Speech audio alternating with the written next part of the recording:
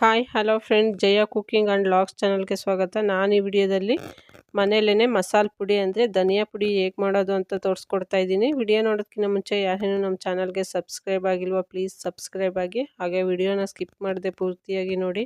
ಹಾಗಾದರೆ ಬನ್ನಿ ಧನಿಯಾ ಪುಡಿ ಹೇಗೆ ಮಾಡೋದು, ಏನೇನು ಪದಾರ್ಥಗಳು ಬೇಕು ನೋಡ್ಕೊಂಡು ಬರೋಣ. ಮೊದಲನೇದಾಗಿ ನಾನಿಲ್ಲಿ 2 kg ಅಷ್ಟು ಧನ್ಯನ ತೊಗೊಂಡಿದ್ದೀನಿ. ಅದರಲ್ಲಿರೋ ಅಂಥ ಕಡ್ಡಿ ಎಲ್ಲ ಕ್ಲೀನ್ ಮಾಡಿಕೊಂಡು ಈ ರೀತಿ ಒಂದು ಬಾಣಲಿ ಇಟ್ಟು ಅದಕ್ಕೆ ಒಂದು ಅರ್ಧ kg ಅಷ್ಟೇ ಧನಿಯಾ ಹಾಕ್ಕೊಂಡು ಒಂದೊಂದು ಸಲಾಗೆ ಈ ರೀತಿ ಹುರ್ಕೊಳ್ತಾ ಇದ್ದೀನಿ. ಧನಿಯಾ ತುಂಬ ಕಪ್ಪಾಗೋ ಥರ ಹುರಿಬಾರ್ದು, ಅದು ಕೈಯಲ್ಲಿ ಇಟ್ಕೊಂಡ್ರೆ ಕೈ ಸ್ವಲ್ಪ ಬಿಸಿ ಆಗಬೇಕು, ಅಷ್ಟು ಮಾತ್ರ ಬಿಸಿ ಮಾಡಿಕೊಂಡ್ರೆ ಸಾಕಾಗುತ್ತೆ. ನೋಡಿ, ಮೀಡಿಯಮ್ ಫ್ಲೇಮಲ್ಲಿ ನಾನು ಒಂದು 5 ನಿಮಿಷಗಳ ಕಾಲ ಧನಿಯಾನ ಹುರ್ಕೊಂಡಿದ್ದೀನಿ. ಅದು ಕಪ್ಪಾಗಿಲ್ಲ, ಈ ರೀತಿಯಾಗಿ ಮೀಡಿಯಮ್ ಅದಕ್ಕೆ ಬಿಸಿಯಾಗಿದೆ. ಈಗ ನಾನು ಅದನ್ನು ನೆಲದಲ್ಲಿ ಒಂದು ಒಣಬಟ್ಟೆನ ಹಾಸ್ಕೊಂಡಿದ್ದೀನಿ, ಕಾಟನ್ ಬಟ್ಟೆನ. ಅದ್ರ ಮೇಲೆ ಹರಡ್ಕೊಡ್ತಾ ಇದ್ದೀನಿ. ಬಿಸಿ ಇರೋದ್ರಿಂದ ಹಾಗೇ ಒಂದು ಪಾತ್ರೆಗೆ ಹಾಕಿದ್ರೆ ಅದರಲ್ಲಿ ನೀರು ಬಿಟ್ಕೊಂಡು ಧನಿಯಾ ಮತ್ತೆ ಮೆತ್ತಗಾಗ್ಬಿಡುತ್ತೆ. ಅದಕ್ಕೋಸ್ಕರ ಈ ರೀತಿ ಒಂದು ಕಾಟನ್ ಬಟ್ಟೆನ ಹಾಕ್ಕೊಂಡು ಅದ್ರ ಮೇಲೆ ಧನಿಯಾನ ಹರಡ್ಕೋಬೇಕಾಗುತ್ತೆ. ಈ ರೀತಿಯೇ ಅರ್ಧ kgನೇ ನಾನು 4 ಸಲ ಹುರಿದ್ಬಿಟ್ಟು ಬಟ್ಟೆ ಮೇಲೆ ಹರಡ್ತಾ ಇದ್ದೀನಿ. 2 kg ಧನಿಯನ್ನು ಹುರಿದಿಟ್ಕೊಂಡಿದ್ದೀನಿ. ಈಗ ಅದಕ್ಕೆ ಏನೇನು ಪದಾರ್ಥಗಳು ಮಿಕ್ಸ್ ಮಾಡಬೇಕು ಅಂದರೆ, ಇಲ್ಲಿ ನಾನು 2 kg ಧನಿಯಾಗೆ 100 ಗ್ರಾಮಷ್ಟು ಜೀರಿಗೆನ ತೊಗೊಂಡಿದ್ದೀನಿ. ಜೀರಿಗೆನೂ ಸಹ ಹುರಿದ್ಬಿಟ್ಟು ಹಾಕ್ಕೊಳ್ತಾ ಇದ್ದೀನಿ. ಎಲ್ಲ ಪದಾರ್ಥಗಳನ್ನೂ ಸಹ ತುಂಬ ಕಪ್ಪಾಗೋ ಥರ ಹುರಿಯೋಕೆ ಹೋಗಬಾರ್ದು. ಬೆಚ್ಚಗೆ ಅಂದರೆ ಇಡೀ ಬೆಚ್ಚಗೆ ಆಗೋಣ ಅಂತಾರಲ್ಲ, ಆ ರೀತಿಯಾಗಿ ಬಿಸಿ ಮಾಡಿಕೊಂಡ್ರೆ ಸಾಕಾಗುತ್ತೆ. ಜೀರಿಗೆ ಆದಮೇಲೆ ನಾನು 100 ಗ್ರಾಮಷ್ಟು ಸಾಸಿವೆನ ತೊಗೊಂಡಿದ್ದೀನಿ. ಸಾಸಿವೆನೂ ಸಹ ಹುರಿದ್ಬಿಟ್ಟು ಅದಕ್ಕೇ ಸೇರಿಸ್ಕೊಳ್ತಾ ಇದ್ದೀನಿ. ಮೆಂತ್ಯನೂ ಸಹ ನಾನು 100 ಗ್ರಾಮಷ್ಟು ತೊಗೊಂಡಿದ್ದೀನಿ.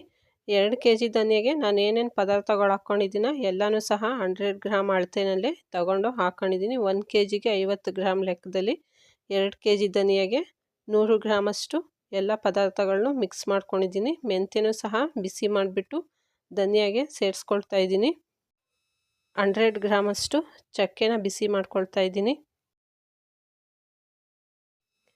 ಲವಂಗ 50 ಗ್ರಾಮಷ್ಟು ಹಾಕ್ಕೊಳ್ತಾ ಇದ್ದೀನಿ. ಲವಂಗ ಸ್ವಲ್ಪ ಖಾರ ಜಾಸ್ತಿ ಇರುತ್ತೆ, ಅದಕ್ಕೋಸ್ಕರ ಲವಂಗನ 50 ಗ್ರಾಮಷ್ಟು ಹುರಿದ್ಬಿಟ್ಟು ಹಾಕ್ಕೊಳ್ತಾ ಇದ್ದೀನಿ. ನಾನಿಲ್ಲಿ 100 ಗ್ರಾಮಷ್ಟು ಕಾಳು ಮೆಣಸನ್ನ ತಗೊಂಡಿದ್ದೀನಿ, ಕರಿ ಮೆಣಸು. ಇದನ್ನು ಸಹ ಬಿಸಿ ಮಾಡಿಬಿಟ್ಟು ಧನಿಯಾಗೆ ಹಾಕ್ಕೊಳ್ತಾ ಇದ್ದೀನಿ. ಗಸಗಸೆನ ಹಾಕ್ಕೊಂಡಿದ್ದೀನಿ, ಗಸಗಸೆನೂ ಸಹ ಬಿಸಿ ಮಾಡಿ ಧನಿಯಾಗೆ ಸೇರಿಸ್ಕೊಳ್ತಾ ಇದ್ದೀನಿ.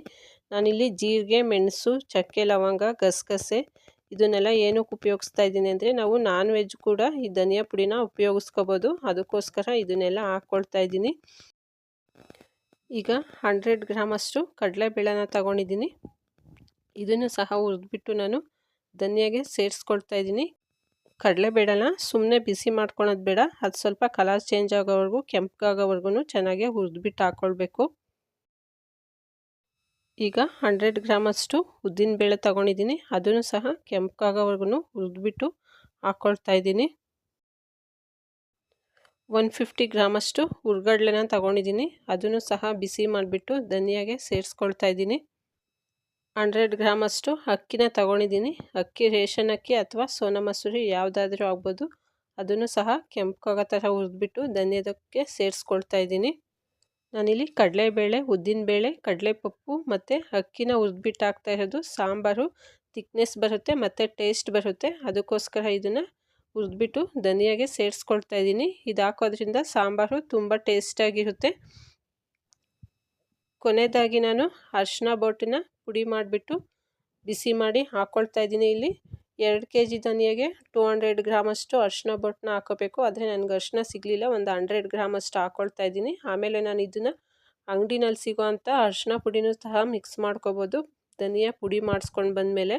ಅದಕ್ಕೋಸ್ಕರ ನನ್ನ ಹತ್ರ ಎಷ್ಟಿತ್ತ ಅಷ್ಟು 100 ಗ್ರಾಮಷ್ಟು ಅರಿಶಿನ ಬೋಟನ್ನ ಬಿಸಿ ಮಾಡಿ ಹಾಕ್ಕೊಳ್ತಾ ಇದ್ದೀನಿ.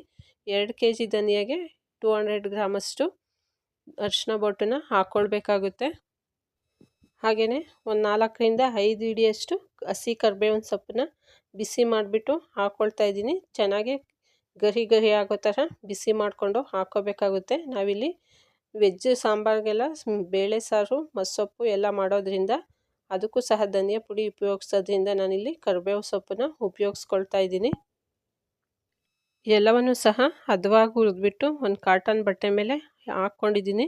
ಈಗ ಅದನ್ನು ಚೆನ್ನಾಗಿ ಮಿಕ್ಸ್ ಮಾಡ್ಕೊಳ್ಬೇಕು. ಎಲ್ಲನೂ ಚೆನ್ನಾಗಿ ಮಿಕ್ಸ್ ಆಗೋ ಥರ ಬೇಳೆ, ಚಕ್ಕೆ, ಲವಂಗ, ಕರಿಬೇವು, ಕಡಲೆಪಪ್ಪು, ಅಕ್ಕಿ ಇಷ್ಟನ್ನು ಅರಿಶಿನ ಎಲ್ಲನೂ ಹುರಿದ್ಬಿಟ್ಟು ಹಾಕಿದ್ವಲ್ಲ, ಅದನ್ನು ಧನಿಯಾ ಜೊತೆ ನೀಟಾಗಿ ಸೇರ್ಕೊಳ್ಳೋ ಥರ ಎಲ್ಲನೂ ಚೆನ್ನಾಗಿ ಮಿಕ್ಸ್ ಮಾಡ್ಕೊಳ್ಬೇಕು. ಮಿಕ್ಸ್ ಮಾಡಿಬಿಟ್ಟು ಹಾಗೆ ಹರಡ್ಬಿಟ್ಟು 1 ಗಂಟೆಗಳ ಕಾಲ ಹಾಗೇ ಅದನ್ನು ಹಾರ್ಕೊಳ್ಳೋದಕ್ಕೆ ಬಿಡಬೇಕು. ಇಲ್ಲಾಂದರೆ ಒಂದು ಅರ್ಧ ಗಂಟೆ ಬಿಸಿಲಿಗಾದ್ರೂ ಹಾಕ್ಕೋಬೋದು. ಬಿಸಿಲಿಲ್ಲ ಅಂದರೆ ಮನೆ ಒಳಗಡೆನೇ 1 ಅವರು ಹಾಗೇ ಆರಿಸ್ಕೊಳ್ಬೇಕು.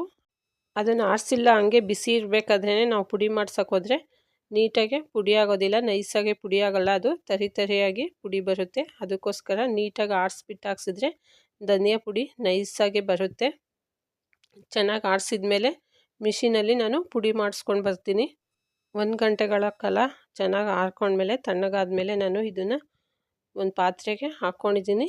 ಒಂದು ಪಾತ್ರೆಗೆ ಹಾಕ್ಕೊಂಡೋಗಿ ಮಿಷಿನ್ಗೆ ಹಾಕ್ಸ್ಕೊಂಡು ಬರ್ತೀನಿ. ನೋಡಿ, ಮಿಷಿನ್ಗೆ ಹಾಕ್ಸ್ಕೊಂಡು ಬಂದಮೇಲೆ ಈ ರೀತಿಯಾದ ಧನಿಯಾ ಪುಡಿ ಆಗಿದೆ. ನಾವು 2 kg ಧನಿಯಾಗೆ ಒಂದು 3 kgಯಷ್ಟು ಧನಿಯಾ ಪುಡಿ ಬಂದಿದೆ.